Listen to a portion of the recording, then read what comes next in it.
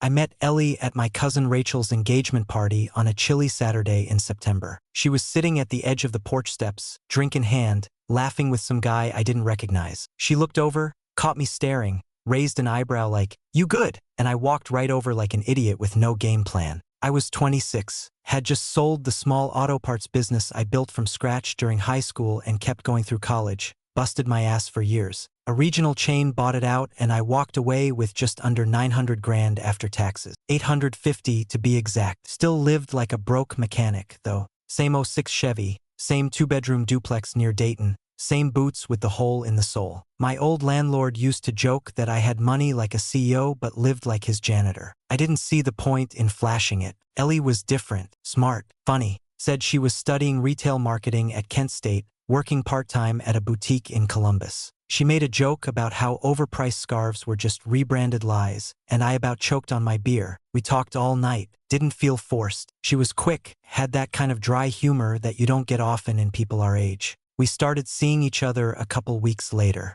I was upfront with her pretty early on, told her about the sale, the money, the pension my dad left me. She just shrugged and said, "Cool, you buying dinner then?" Like it was no big deal. Before we go further, quick note, share which city or country you're watching from. Over the next couple years, things felt real, solid. She wasn't clingy. She had her own thing going on, her friends, her job. I never felt like she was using me. Never asked for anything, not even a damn gas fill-up. And that stuck with me. 2 years in, I took her to Hocking Hills for a long weekend and proposed under this busted little shelter on a hiking trail while we were both soaked from rain and covered in mud. I had this cheap silver ring because I didn't think she'd care. She cried. I cried. Felt right. She said yes without hesitation. We hugged, sat there in the rain, soaked to the bone and shivering, and started talking wedding dates right there on the trail. We set it for next fall. Small wedding, nothing over the top. Her idea. I should have known better than to believe simple meant safe. We were at this greasy little diner on Route 40 where they knew our names and Ellie always ordered the same damn thing. Meatloaf with extra gravy and mashed potatoes so smooth they could patch drywall. She was mid-laugh, talking about how her cousin was trying to launch a candle business and already owed her $200. When I said it, I met with a lawyer.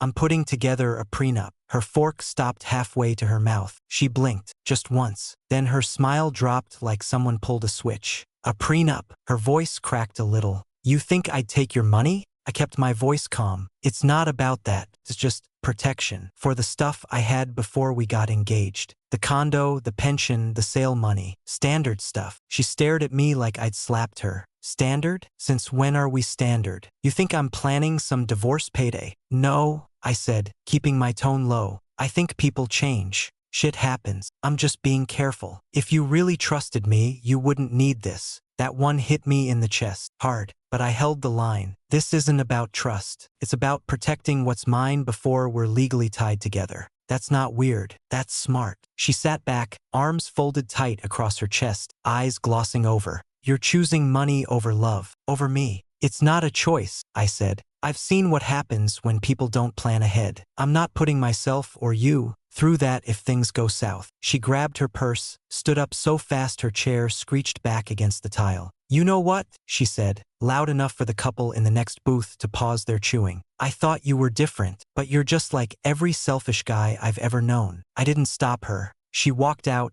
mascara already streaking down her cheeks, slamming the glass door so hard the bell overhead kept jingling even after she was gone. I sat there for another 10 minutes, just staring at the half-eaten meatloaf, going cold on her plate. The waitress came by, said, "You good, hon?" I nodded, tossed a 20 on the table, and left. That night I couldn't sleep. I laid in bed with the TV on mute and the ceiling fan spinning slow above me. I wasn't upset the way you're supposed to be when your fiancé storms off crying. I wasn't even confused. I was wired, tight in the chest, heart punching through my ribs. Something wasn't right. She'd never been about money before. Never asked for anything. Never batted an eye at my old truck or the duct tape on my phone charger. But this, the second I put a line between what's mine and what could be ours, she lost it. It wasn't just hurt pride. It felt like I'd tripped a wire I wasn't supposed to know was there. Next morning, she texted me, "I need time. Please don't call." I didn't. She didn't post anything on Instagram for the first time in forever. I noticed. 2 days passed, then 3. Then a week, and in that silence I started to think, not feel, think about what had really gone down, about how fast she turned, how precise her words were. How she didn't ask what the prenup said or what I was protecting. She didn't even care about the details. She cared that there was a prenup at all. That was the part that made her angry. And that told me something I couldn't shake. She had a picture in her head of our future, and it involved all of me. My life, my money, my security. And the second I pulled any of it back, even for smart legal reasons, she didn't fight to understand. She made it a betrayal. That kind of reaction doesn't come from nowhere. I wasn't sleeping, I wasn't eating much, and every time my phone buzzed, I hoped it was her, but also didn't, because deep down I already knew. Whatever I thought we had, whatever that rainy proposal moment felt like, it had just cracked open, and what I saw underneath wasn't something I could ignore. I stared at the ceiling fan for another 2 hours before I finally grabbed my phone and called my mom. It was just after 6 in the morning. She picked up on the second ring, voice sharp like she'd already had coffee, and was waiting on me. Something wrong. I need to move some stuff, I said. Savings, condo title, all of it, into your name. Just for now. She didn't pause, didn't ask if Ellie cheated or ran up a credit card behind my back. Just said,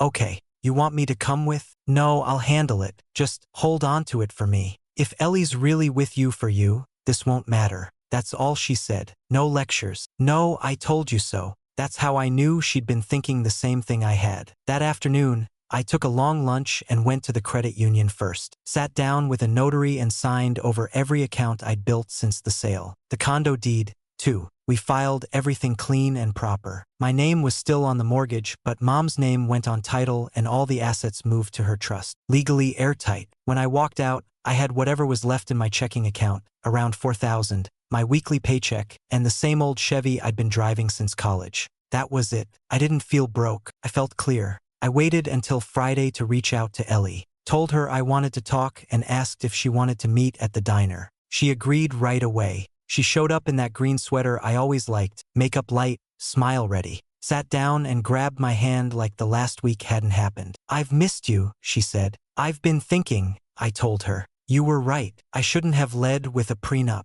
Her eyes lit up. Really? I'm not doing it. She squeezed my hand tighter, like she'd just won a prize. That means everything to me. I nodded, took a sip of my coffee. Then I laid it out. But I did move my money. Condo, savings, pension. All of it's in my mom's name now. She blinked once, then again slower. You did what? I don't own anything right now. Just my truck, a checking account, and my job. She pulled her hand back like I burned her. So what? You still don't trust me? You're just hiding it better? No. I just wanted a clean slate. If we get married, we'll build everything new. Together. But if it's about what I already had, then I need to know that now. Her whole vibe shifted. Her back straightened. Eyes narrowed. She looked at me like I'd flipped a switch she didn't know I had. That's insane, she said. You gave up control of everything to your mom? It's not permanent. It doesn't matter. Why would you even do that? I shrugged. If you're really with me for me, this shouldn't matter. She didn't say anything, just stared at me like she was recalculating something in her head. That mask she always wore,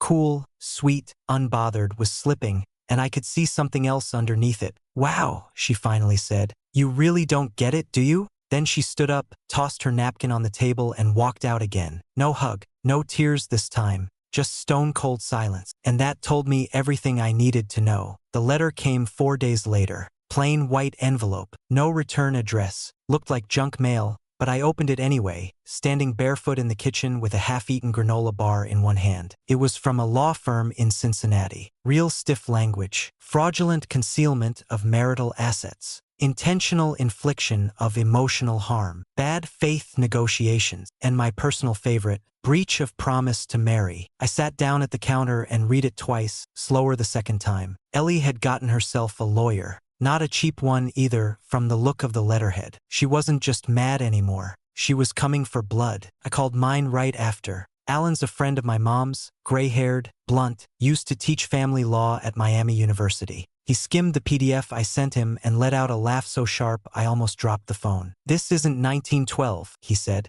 Nobody gets sued for calling off an engagement unless there's a damn dowry involved. Can she actually go after my mom's trust? Nope, you did it clean. Paper trail's solid. Let her throw tantrums in court all she wants. Think I should respond? I'll handle it. You don't say a word to her or her lawyer. Not one. I agreed. Hung up. Let out a breath I didn't know I was holding. An hour later, she showed up at my place. No call. No text, just 3 knocks on the door while I was folding laundry. I opened it and there she was, red-rimmed eyes, hair in a messy bun, wearing one of my old sweatshirts like that was gonna soften the blow. "Can we talk?" she asked, voice small. I stepped aside and let her in. She didn't even sit, just stood there in the middle of my living room like it wasn't hers anymore. "I'm sorry," she said. "About the diner." Panicked. "It felt like you were trying to cut me out." "I wasn't," I said. "I just needed to know where we really stood." "You humiliated me," she snapped, the apology gone already.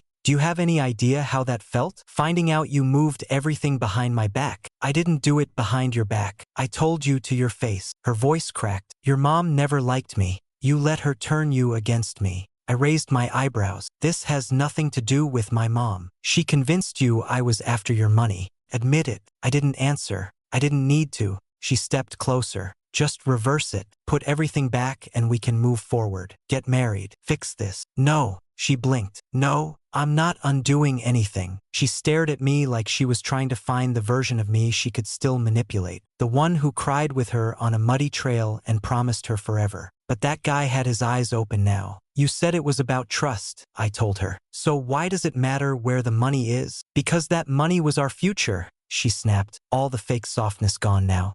"How are we supposed to build anything if you treat me like some gold digger?" I crossed my arms. "You just answered your own question." Her mouth opened like she wanted to fire something back, but nothing came out. She turned, stormed toward the door, then stopped with her hand on the knob. "You're throwing away the best thing that ever happened to you." I shrugged. "Then I guess I'm a dumbass." She slammed the door so hard the picture frame next to it rattled on the wall. I stood there, listening to her boots hit the concrete, then silence. I thought that was the end. Honestly, she'd made her move. I'd made mine. Felt like we'd both played our hand. I didn't know then that Ellie wasn't the type to fold. She was just getting warmed up. 2 days later, my mom called me while I was at work. I stepped out to the loading dock to answer, figuring she was just checking in. She skipped right to it. "She brought her mother to my house." I blinked. "What?" "This morning, Ellie and her mom showed up here, knocking like it was a damn intervention. Said they wanted to mediate." "Mediate what?" "The asset situation." Her mom used that exact phrase. I could hear mom pacing. Her boots always clicked when she was pissed. "I told them to get off my porch. Said I'd call the cops if they didn't leave." "You serious?" "Dead serious." They stood there for 5 minutes, going on about love and fairness and how you've got commitment issues. Then they had the nerve to say I manipulated you. I gritted my teeth. "Thanks for handling it." She calmed down a little. "You need to be ready. This isn't just about you anymore. They're trying to spin it." I didn't understand what she meant until later that night, when my phone lit up like Christmas. Texts, DMs, group chats, all blowing up. People I hadn't talked to in months were suddenly very concerned. Ellie's old co-workers, sorority sisters, even her hairdresser, apparently. All of them repeating the same line in slightly different fonts. "I can't believe you did this to her. Why are you being so cold? She loved you and you ruined her." One message straight up said, "You're disgusting. She was the best thing that ever happened to you." Then came Lisa, Ellie's best friend since high school, the one who bragged about being in her 2nd year of law school like that made her God. She sent me a DM that read, "You're not just controlling, you're financially abusive. You lured her into a serious relationship and then pulled everything out from under her." I stared at that one the longest. Financially abusive, for protecting what I'd built before I ever met her? That's when I realized they weren't just trying to hurt my name. They were trying to rewrite the whole damn story. I didn't fire back, didn't want to get dragged into a comment war. But I posted one simple thing on my main feed, nothing dramatic, just facts. "We never married. She refused a prenup." That was it. No hashtags, no names, no messy emotions. I thought that would cool things off, make people step back and realize maybe, just maybe, they didn't have the whole picture. But instead, it poured gas on the fire. Comments started piling in from strangers, people clearly pulled in from Ellie's circle. Some fake accounts too. "Wow, so you're just confirming you don't trust women. Bet your mom wrote that for you. You'll die alone, cheap ass." I went private after that, shut down all the comments, locked my DMs, deleted Facebook altogether. It was like trying to plug a leak in a sinking boat with my hands. Mom called again later that night. "You okay?" she asked. Her voice was calm again, like she was just checking the weather. "Fine," I said, staring at the ceiling fan again. I hated that fan. "They want a reaction. Don't give it to them." I didn't say anything. She knew I wouldn't. "They think this is a game," she said. But you're not playing. Exactly. I wasn't playing. But Ellie was just getting started, and I was about to find out how far she'd take it. 3 days after I locked down my social media, I got called into HR. I was halfway through my second cup of gas station coffee when my manager, Chris, knocked on my cubicle and said, "Hey, HR needs to see you." Now, that never means anything good. I followed him down the hall, heart already kicking up. I ran through everything in my head. Attendance? No. Late? No. Productivity? I was ahead on my numbers. We walked into the HR office and it was all business. Closed door, tight faces, no small talk. Pam, our HR lead, slid a printout across the table. "Someone filed an anonymous complaint," she said. "Claims you've been acting erratic, talking about hiding money, using company systems for personal matters." I looked at the paper. It was typed like a damn book report. Said I was unstable, secretive, distracted, might even be a reputational risk to the company. "Are you serious?" I asked. "This is about my personal life." Chris crossed his arms and leaned back. "Is there anything you want to tell us?" I didn't say anything at first, just stared at that printout. I already knew who did it, or at least who started it. "Ellie's roommate works here," I finally said. "Carly, in shipping." Pam raised an eyebrow. "You two have any direct contact?" "No, but she knows about the situation with Ellie, and Ellie's been escalating things." Pam gave me that HR look, calm, blank, waiting. "We'll look into the source of the complaint, but you should explain the context." So I did. I laid it all out. The prenup, the asset transfer, the law firm letter, the harassment, every detail short and sharp. When I finished, Chris was the first to speak. "I can vouch for him," he said. "He's been solid. No issues, no red flags, and frankly, he's not the kind of guy to hide anything, especially not at work." Pam nodded. "We'll keep this on file, but unless something concrete shows up, you're fine." I thanked them and left, but I was rattled. It wasn't about work. It was about getting to me, and she wasn't done. That night, I got a call from the wedding venue. "Hi, just confirming the cancellation," the woman said cheerfully. I froze. "What cancellation?"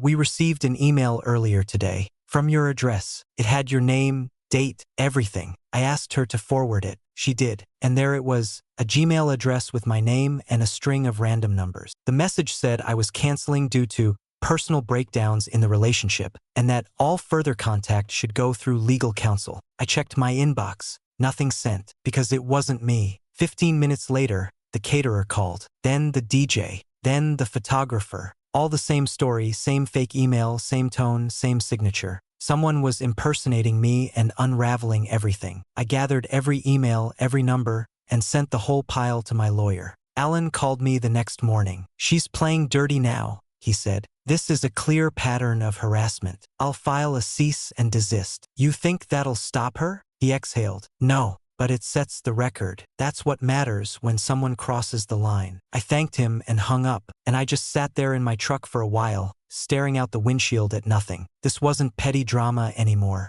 This was calculated. It wasn't just about money, it was about control. About twisting the story so tight that if I pushed back, I looked like the bad guy. Ellie wasn't crying in her room. She was writing fake emails, pulling strings, and getting her roommate to file HR complaints to put me under a microscope. She wanted me isolated, cornered. But what she didn't get was I wasn't the same guy from that hiking trail anymore. That guy cried and trusted too easy. This guy kept the receipts. I found out about the blog through a buddy at work. We were in the break room, waiting on the damn microwave, when he leaned in and whispered, "Hey, is this about you?" He pulled out his phone and showed me the homepage. "When a small-town boy breaks you," right there in big pink cursive. I didn't even need to read it. I already knew. Still, I scrolled, and there it was, a dozen posts already, all written like sad diary entries. She called me J, called herself E, but didn't even bother to hide the town or the timeline. It was our story, twisted, stretched, turned inside out. She said I manipulated her into quitting her job and moving in with me. She never lived with me. Said I used financial dominance to make her dependent. That my mom was emotionally abusive. That I'd strategically withheld affection to keep her off balance. Basically, I was the devil with a toolbox and a truck. I clicked off the site and shoved the phone back at him. Yeah, it's about me. Next morning, someone left a printed blog post on my desk, folded neatly, no note. Chris, my manager, saw it and just muttered, "Jesus," under his breath. "Want me to report it to HR?" I asked. "Nah. It'll die down. It's trashy." I nodded, but I wasn't sure. The whispers were back. People pretending not to stare. Girls from admin watching me like I was a warning sign. And it only got worse when Ellie dropped her next move. My property manager called me out of the blue. "Hey," he said, "a weird one. Someone named Ellie Davis applied to lease the unit above you." I damn near choked. "What?" "Yeah, she listed your name under acquaintances in the building. We didn't realize it was your ex." "She's not just my ex. She's been harassing me. I'm in the middle of legal stuff because of her." He paused. "So you wouldn't recommend her as a tenant?" "Absolutely not." He exhaled like he'd been waiting for me to say that. "All right, thanks for confirming. We'll handle it." 2 days later, I got a copy of a letter sent to the property management office. It was from Lisa, Ellie's best friend, the law student. Top of the letter said cease and desist in all caps, like that was supposed to scare someone. She accused me of interfering with Ellie's housing stability, said I was weaponizing past intimacy to isolate and control her, and hinted at discrimination based on gender. Total joke. I sent it to Alan. He laughed so hard I thought he'd choke. "This isn't a real threat," he said. "She's not even barred yet. She's playing pretend lawyer." "But could it hurt me?" "Nope. You weren't involved in the leasing decision. They asked your opinion, you gave it. They denied her for income reasons, period. Still, the timing didn't feel like a coincidence. She'd never cared about where I lived before. Suddenly she wanted to live above me? That wasn't an accident. That was psychological warfare." That night, I walked out to my truck and checked the back seat without even thinking. That's where I was now, scanning for shadows, locking every door twice. Ellie had gone from desperate to tactical. This wasn't a woman grieving a breakup. This was someone playing chess while I thought we were just breaking up. And every time I thought I'd seen the last of her, she pulled another card. But I'd stopped being scared of her. Now I was just pissed. Couple days after the apartment stunt, the wedding vendors started calling. First, it was the photographer, then the caterer, then the venue. All polite, all reading from some script they'd clearly prepped. "Hi, we're just reaching out to confirm cancellation and discuss the termination fees." "What cancellation?" I asked. They hesitated. "We received an email saying the wedding's been called off." Same fake Gmail, same crap signature. I cut them off. "I didn't cancel anything. My lawyer will be in touch." They all got quiet after that. I called Alan. "They're coming for my wallet now." He didn't even sound surprised. "Forward everything to me.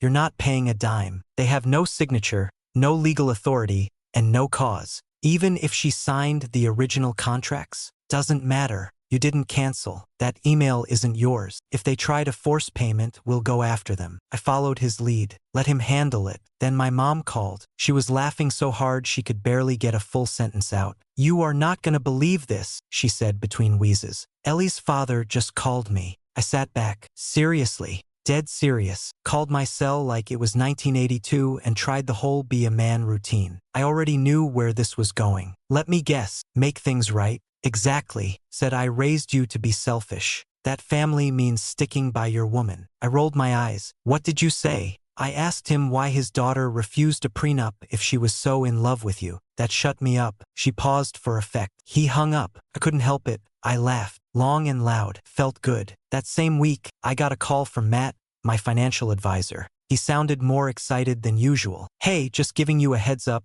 your mom's retirement portfolio just jumped. That small cap investment we made with part of the sale funds. The company got bought out." "By who?" "Big player. The payout was strong. Pushed her portfolio way up. She's sitting real pretty now." "How much we talking?" "Add another 100 grand to her retirement account easily. Could go higher depending on how the merger shakes out." I leaned against the kitchen counter, feeling a slow, deep satisfaction settle in. That was the money Ellie had clawed so hard to reach. The money she swore was our future. Now it was compounding under my mom's name, clean and locked, growing without her ever touching a cent. And the best part? Ellie didn't even know. She was still fighting over the old total, not realizing she'd lost the biggest chunk of it already. I sat down and opened my laptop, just out of curiosity. Checked the blog. New post went up that morning, still rambling about emotional trauma and systemic financial silencing. Said she was thinking about starting a GoFundMe to help pay for legal relief and housing stability. It had 2 likes, no comments. People were starting to get bored. Or wise. I didn't post anything, didn't send anything. I just closed the laptop and let the silence do its job. She wanted a war. I gave her a locked door and a lawyer. And while she burned her bridges one blog post at a time,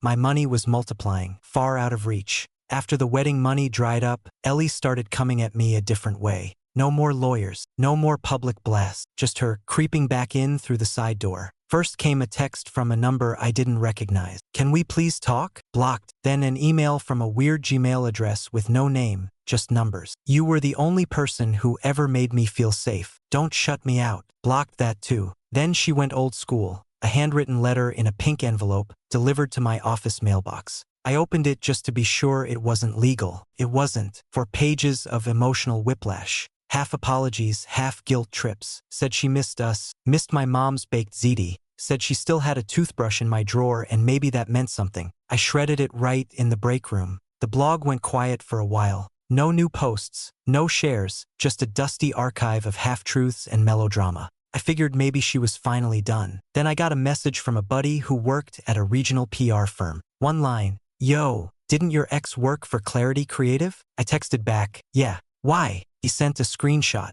Company email from HR. "Ellie Davis has been terminated, effective immediately." They didn't list a reason, but I already knew. Word was they found the blog and linked it to her IP address. Turns out she'd been posting from the office during work hours. Some of the posts even referenced private clients, thinly veiled. The higher-ups freaked. PR firms don't play with reputation. Gone. Just like that. I heard she moved back in with her parents in Worthington. Gave up her lease. Had to turn in her leased SUV early. Couldn't make the payments. Lisa, the fake lawyer best friend, stopped helping once the money ran out. No more long-winded threat letters. No more "you'll be hearing from us." Just silence. I kept my head down, kept working, saving, living. And then one day Carly messaged me. I almost didn't open it, but something told me to. She said she was sorry. Said she never should have filed the HR complaint. That Ellie had pushed her to do it. Said she didn't know how deep the lies went until Ellie turned on her, too. I asked her straight up, "Why'd you help her?" Her reply came fast. "Because she planned all of this. She had notebooks, literal notebooks. She wrote out timelines, what to say, how to act. It was all about getting your money." She said Ellie called it a financial strategy, that she practiced arguments in the mirror, that she even tested ways to cry on cue. I stared at that message for a long time. Heart wasn't racing, just steady,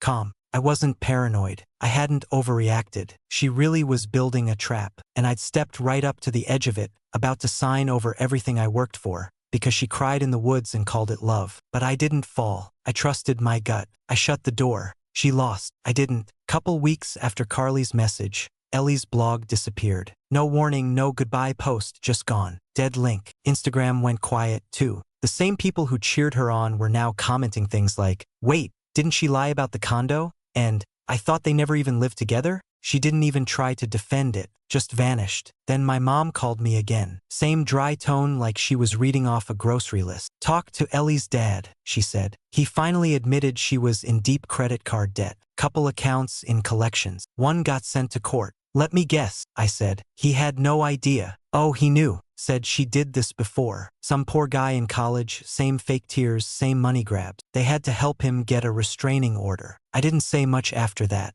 What was there to say? It was all out in the open now. I got back to living, quiet, steady. Started seeing someone new. Her name's Katie. Works in accounting for a roofing company. Sharp, low maintenance, tells it like it is. First date, she reached for the bill without flinching and said, "I pay my half always." I just laughed. No argument from me. My mom likes her, says she's got a good head. Keeps making jokes about charging rent on her condo, like she's running some underground Airbnb for idiots with sons. I told her she earned it. I'm back to basics. Just my job, my truck, slow mornings, and saving every extra penny. I still don't touch the retirement account. That's mom's, and she earned every cent of it by standing her ground when I almost caved. Every once in a while, I'll think back to that trail in the woods, Ellie soaked in rain, holding my face, crying like she'd never loved anyone more. And then I remember the lawsuit, the fake emails, the smear campaign, the stunt with the apartment upstairs. If she had just signed the prenup, none of this would have happened. But she couldn't, because that document would have exposed everything, the plan, the strategy, the lie.